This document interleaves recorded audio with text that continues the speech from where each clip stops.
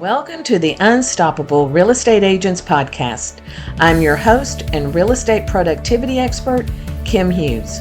Join me as we focus on real strategies and implement real solutions designed for you to achieve major success in your business and life while getting you organized. Hi everyone, it's Kim Hughes, and today I am so excited to share with you some great tips on how to create a farm area that you can market to.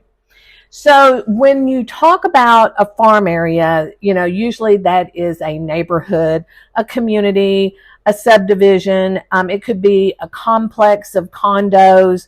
It's whatever it is in your market, right? So where I live, we're more rural. So we don't really have subdivisions. I think we have maybe two. And, I live in a town of about 6,000. So if I was an agent in my town, I would just probably pull my zip code and decide how I'm going to market from that zip code. I'm, of course, not going to be able to market to every resident or every homeowner in my town, but I can at least kind of sit down and figure out a system so that maybe over the year I can market and be in front of them in their mailbox. So I know a lot of people in today's world think that mailing postcards to a farm area is not going to work. Well, I've been doing this for over 30 years. I've had my business for going on 24. And in all that time, we have seen great markets. We have seen the worst of the markets. And then we've seen the happy medium. And I will tell you right now, those people, or I should say those agents that continue to market regardless of what's going on in the market, they are always going to be the ones that the homeowner thinks of. Because back in 2008, 9, and 10, when we had the housing crisis, there was a lot of foreclosures, a lot of short sales.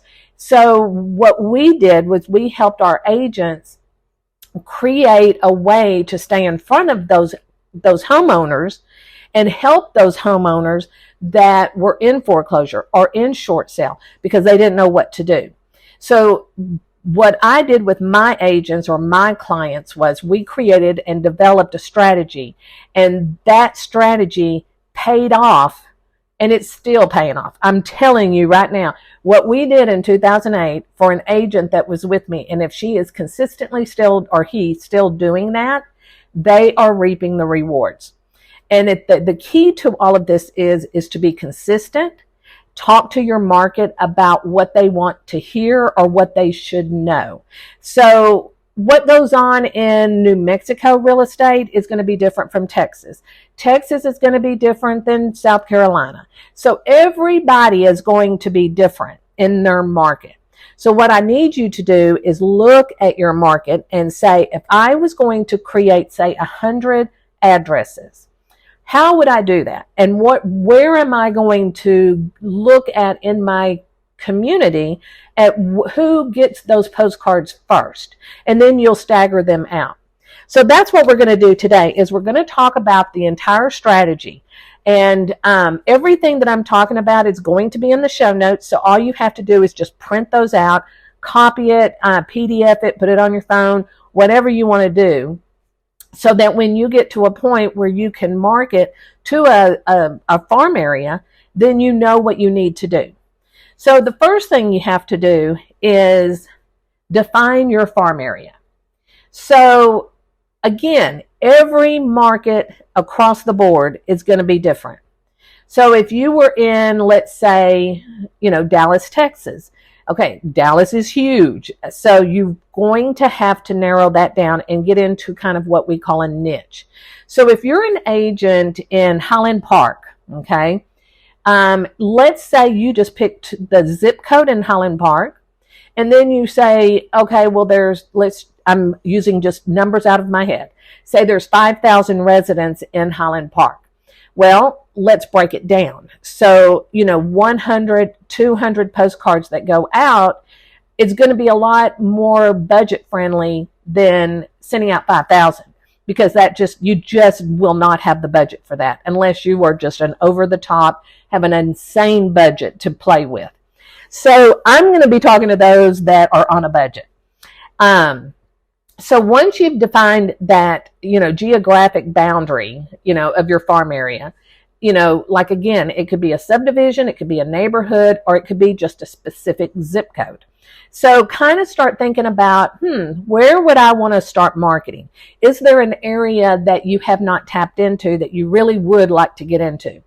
It may be your own neighborhood. I always say, if you live in a subdivision or in a community where you can market around you, that should be the first thing you do, is market to those in your neighborhood or in your close proximity of your home, and get those people to know who you are and help them because what's going to happen is when you start marketing to your own neighborhood, you're going to be talking about, I'm your neighbor, I live down the road, I live, whatever that is. That's going to give that homeowner peace of mind that you are in that neighborhood with them. So therefore, you're going to be looked at as the authority for that market. Okay. So if somebody else is marketing to that area, you might want to watch and see what they're doing and how you can make it better. Okay. It's always about, what's everybody else doing and then how can I make it better? So then you're going to identify your target audience. So here is where you're going to determine the audience within that farm area. So you might want to consider the demographics, you might consider age, income, lifestyle, and you might tailor it to your message effectively. So here's an idea. I always say you're looking for sellers. You want the listings. So you first want to target a seller, because if they're going to sell their home, guess what? They're going to have to buy one. So you can represent them in the sale and then represent them in the purchase of another home. So that's a win-win situation. So that's why I always say, first you want to target sellers. You want to have at least 8 to 10 postcards. I always recommend jumbo size, and the message has to talk to the seller. Okay. So it could be, go to my website, get my market stats, the 5 top tips for sellers who's getting ready to sell their home, things that you can be doing to prepare your home to put it on the market. It could be anything that appeals and educates a seller. So we have a postcard campaign that's 10 postcards, and we have them designed, ready to go. And, if you want to click on the link below, you can go look at them. All you have to do is open them up in Canva, change out your colors, add your information, boom, you're done. You send it to the printer along with your mailing list and schedule it to go out. Now, of course, there's more to it, but if you're interested in what we've created and you don't want to have to recreate the wheel, then we offer a really good option to you doing them yourself. So going forward, now you're going to gather that data. So you're going to collect the data about the property and the homeowner in that farm area. So you could go to, say, public records and look up the property tax records, their deeds. You can look at other public records that provide that information of property ownership. You could also go to local government databases, and you might, if they're online, you might be able to pull the database with the property information from there. And then, of course, there's real estate platforms that utilize, real estate websites to gather that information about the properties, the recent sales, and the homeowner details. But what we're also missing out is going into your tax roll and putting an address or a zip code and then see how many homes come up around it and how many homeowners actually live there. So what we want to make sure is that we don't have an absentee homeowner. Not that you can't market to them, but it's just going to market to an absentee owner in a different way. Okay. Right now we're just talking about attracting sellers so that you can build your listing inventory. Okay. So once you've done that, okay, one other place you can go is your title company. So I am of the idea that if I'm a real estate agent, I'm going to have my favorites. I'm going to have my favorite title company. I'm going to have my favorite mortgage lender, etc. So I'm going to reach out to my title company because I give them so much business and they enjoy working with me. I'm going to approach them about giving me the database in that neighborhood or in that farm area that I'm looking at. Now, not all title companies can do it, but it doesn't hurt to ask, because if they can't do it, they may have an idea of how you can get it.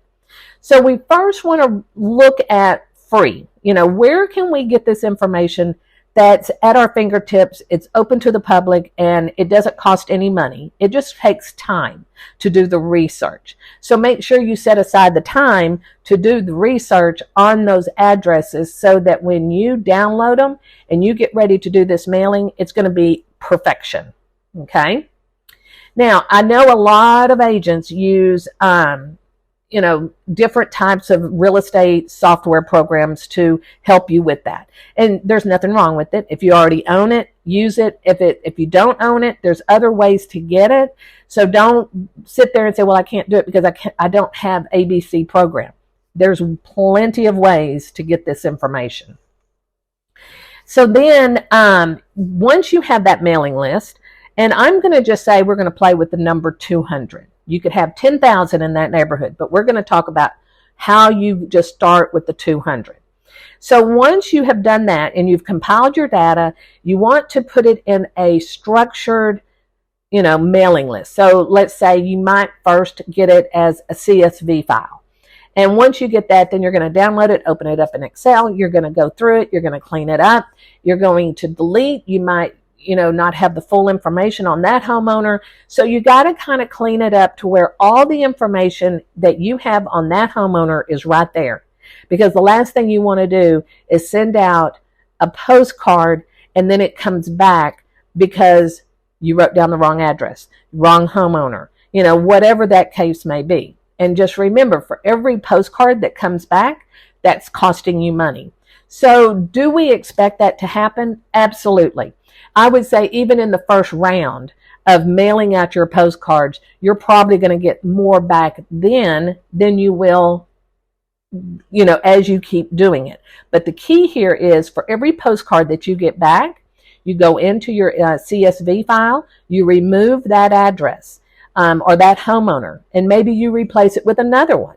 Then you've got to take that spreadsheet or that CSV file and upload it again to whoever's printing it for you. So let me give you a little idea of how this should work. So you have your database or your farm area. You have cleaned your CSV file. It's ready to go, and you've got your postcard ready to go. Everything's ready. Now what do? So of course you've got to print it, and then you have to mail it. So this is kind of going to be, if you have a different way of doing it, then you definitely need to pursue that. I know a lot of brokers will pay for the printing. I know that you can take it to your local printer and get a quote. You can go online to a printer, get a quote. My favorite online printing company is Express Copy. I do not get anything from them. I'm not an affiliate. I have just used them for over 20 years, and I have literally never had a problem. Now, that doesn't mean, going forward I won't, but to date, I've never had a problem. They're very easy to work with.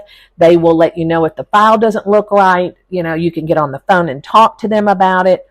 So don't be afraid of your online printing. So I'm going to recommend Express Copy. And then there's like Vistaprint. And there's so many more, but those would be the two that I would recommend. But Express Copy is my number one. Okay, so I'm going to take a step back. I kind of got ahead of myself.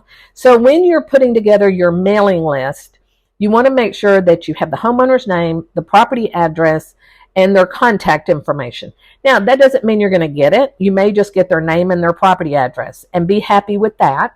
But if you want to go a little further, you could go to Facebook or Instagram or LinkedIn and do a search for them. And then like them, follow them, do a friend request. And when you do a friend request, you want to make sure that you just don't hit the button. You want to hit that button, but you also want to send them a private message and just kind of introduce yourself, So I would say, hey, Paul, I just saw that we live in the same neighborhood and thought we could connect. And if there's anything that you need, please feel free to reach out and ask me. If you don't know what your home is worth and you want a CMA, let me know. Do you need to know the market stats? Whatever that conversation is, but you only ask them one thing. So one thing. Don't go into that private message typing all these questions. Just say, hey, do you know what your house will sell in today's market?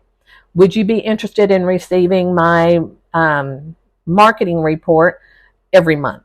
And then when they say, yeah, would love to have that. Great. Can I get your email address? Great. Can I get your phone number? Now you have that information, and now you can go put it in your CRM because you now have made contact.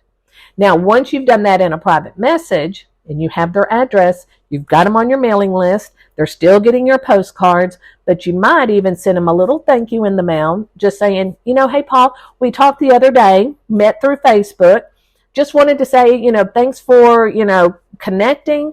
If there's anything I can do for you, always know that I'm available. Just something really simple, really easy. Right now with the holiday season, you could even just send them a Christmas card. No promotion, just send them a Christmas card or a holiday card. Okay, so those are some of the things that you could do that would really make your database stand out. Now, to segment your list. So we're going to segment your mailing list based on specific criteria. Again, that's going to be property type, recent home buyer, or a seller. You can look, let's say you found 123 Sioux Street and you want to know when was the last time they sold the home.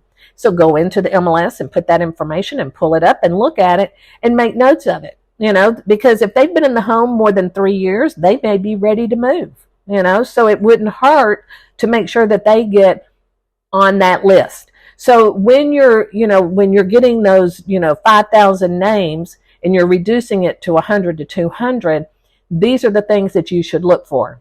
It does take a little time, but it is so worth it. And it really does make a difference when you have the database that you want to market to and you have the information to have a conversation with. So in my criteria, I would look like, within a 10-mile radius of my address. Been in the home for 3+ years, things like that. So kind of think about how you would do your search and write it down. You don't have to do it as you're thinking it, just write it down like a brain dump. Well, then we're going to, create the content for the mailing. Now, like I said, we have a seller postcard campaign already created. It's jumbo size. It has 10 postcards. Each postcard has a message to a seller. So if you're interested in that, all you have to do is click on the link in the show notes. It'll take you over. Once you've made your purchase, you'll go to Canva and you can change your colors. You can add your photo, your branding, and all your information. And then all you have to do is just send it on to the printer. So that will save you a lot of time. But if you want to do your own, this is what I'm going to recommend. You create a jumbo size postcard. Don't make it too busy. We want it clean, but with a call of action on that postcard, okay? Including your branding, your colors, and anything else that you feel that is necessary to be on there, like maybe your designations, your certifications, your tagline, something like that. And then once you have those ready, then you're going to have to decide what, I'm going to say the jumbo size postcard, and I want it printed on the nicer, heavier weight paper because it just makes a big difference. If you go cheap, people see it. So invest a little bit more and make it look really polished and really high-end scale. I don't care if you're marketing to $100,000 homes. You want to market to them like they are $1 million home. Okay, because when you make that person feel really good about themselves and that you're there to help them, they're going to want to move up. And if that person is really doing good in the world and he's, building a business or she's building a business and everything, when they get ready to buy again and you give them that superior service, they're going to come back to you, but you also have to stay in touch with them, which is a whole nother segment about your past clients. Then, schedule your postcard campaign. Now, you can do this all at once in Express Copy. So you could take 10 postcards, upload them to that database, and then say every Monday I want one mail. I want these mailed, and schedule it out for 10 weeks. Now, if some come back, you can go in and re-upload your CSV file. So always make sure you do that. That's very important, because you don't want to get 10 postcards returned the first time and then don't remove those people, and then they go out again, and then you get those 10 again. That's just wasting money. Okay? So just remember that budget has got to be spot on. All right, because I don't want you going over budget and being nervous and, I don't know if I can pay my credit card off this month because I went over my budget. Stay within your budget and gradually grow. You may only have a budget for 25. Well, you know what? That's 25 people that you are meeting and introducing yourself to. So keep that in mind. Doesn't matter how many you start out with. It's what you're giving them in the message and how many can you convert. Okay. This is where we're going to monitor and analyze the results. So, of course, you're going to track the effectiveness of the mailings. You're going to analyze any responses you get, any inquiries, conversations, who you were able to, connect with on your social platforms. You've got to keep a very good record so that you can see what's working and what's not working, and things that don't work can be tweaked or just totally taken off the table. Okay? And then, of course, you have to comply with all the regulations. So make sure you know what your broker regulations are for your mail outs, because they probably will need their company, their brokerage logo on the postcard. So just make sure you sit down and talk to your brokerage, talk to your franchise, find out what that is, and make sure that you comply with it, because we don't want you to get in trouble, get fined, or anything like that. So as long as you're complying with the local privacy and the data protection regulations, you should be fine. Okay? But just do your due diligence. Okay? Because I don't live in your community, you do. So you need to know what your community, state, brokerage allows. Okay, so then I want you just to remember that the key to the real estate farming is being consistent. That is always going to get you through the door. If you're not consistent, then you're not serious. Okay, and that's how a homeowner looks at you. So make sure that anything that you do in your business, you're consistent. Say you send out a monthly newsletter, and you need to send it out on you need to pick a date and send it out that date every month. So if you're waiting for your market stats to come out, you might want to say, okay, on the 25th of each month, my newsletter goes out. And I don't care if it's Saturday or Sunday, the 25th, that newsletter goes out, because you want people to start realizing, oh, I'm going to get my newsletter. I'm fixing to get my newsletter. So it's really important that you do that. Going from there, my biggest thing is that you personalize your communication. Have a call of action. Encourage them to reach out. So that's, again, a call of action. Be that resource of valuable information. Make them understand that whatever they need in the real estate realm, you're there to help them. Okay? You want to make sure that you network yourself. So if you go to a networking event and there's 50 people there, I sure hope that you're getting their business cards and you're putting their information in your vendors list, in your CRM, because you want to market to them in a different way, right? You might want to send them your newsletter, or maybe you want to create something just for your vendors. So, make sure who is getting what, so that you don't go over budget or, make somebody mad because, why is she sending me this? So we always want to make sure that we send this information. If they say to stop, you stop. Okay. Real funny story. I send out, every week, my database will get an e-blast saying, hey, my new podcast is out. And, if you, at the bottom of that e-blast, it'll say, if you would like to unsubscribe, click here. And anybody can do that.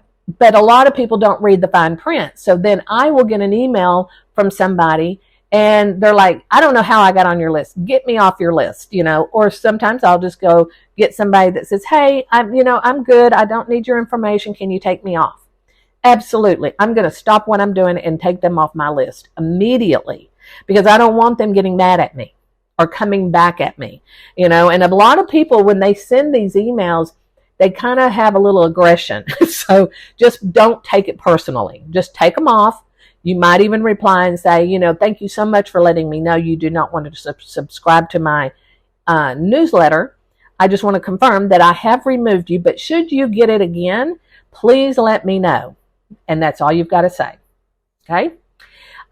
So then you're going to, I want you to stay informed about what's going on in your community, the local developments, who's building, who's not building, what neighborhood, what's going on everywhere. And that way, if somebody runs into you and they ask you a question, hopefully you'll know the answer. And if you don't know, just tell them, say, thank you for asking me that question. I tell you what I'm going to do. When I get back to my office, I will look that up and I will give you a call. And call them, text them, email them, whatever. But make sure you follow up. Because if you don't follow up, you're not going to get the client, and then you're going to be wasting your money sending out postcards that you can't manage, right? So in a nutshell, this is a very simple thing to do. And I will leave this with you, that when you are thinking about your business, keep in mind you are an entrepreneur. You're in charge of your own business. You may be with a brokerage, but you still are in charge of your own business. So what I want you to do is look at it and say, how can I market in 2024 or in the new year? Make sure that you have a social media marketing strategy. You have an email marketing strategy. You have a direct marketing strategy, not only to a farm area, but you might even have something that you put together and email it to all of your vendors. Okay. So I hope this information was useful. I know that a lot of people think that postcards are a thing of the past, but they're not. They work. I promise you they work. And if you're consistent, you will see the results. And now here we are at the end of 23, going into 24. I highly recommend that maybe you take about 2 hours and map that out and look at what that's going to look like for you come January. And you can send those postcards. You can send them out once a week. You can send them out every other week. You can send them once a month. Just don't go over a month, So, because if you do over a month, then it's not going to work. So just make sure that you are consistent. You know what you're sending, and make sure you follow up and you follow your tracking so that you can analyze the information. Well, and if you need help, you just let me know. We'll be more than happy to have a conversation with you. And if you have a question about it and you still want to do it yourself, just drop me an email, put it in the comments below, and we will address it. Because if you're asking me that question, most likely everybody else is thinking the same thing. So, in closing, I hope that you will take this very seriously and you will map it out, because 2024 is going to be a great year, but you are going to have to market yourself. And this is one way that we have seen huge success come from our agents. So let me know how you're doing, and we will talk to you next week. Bye.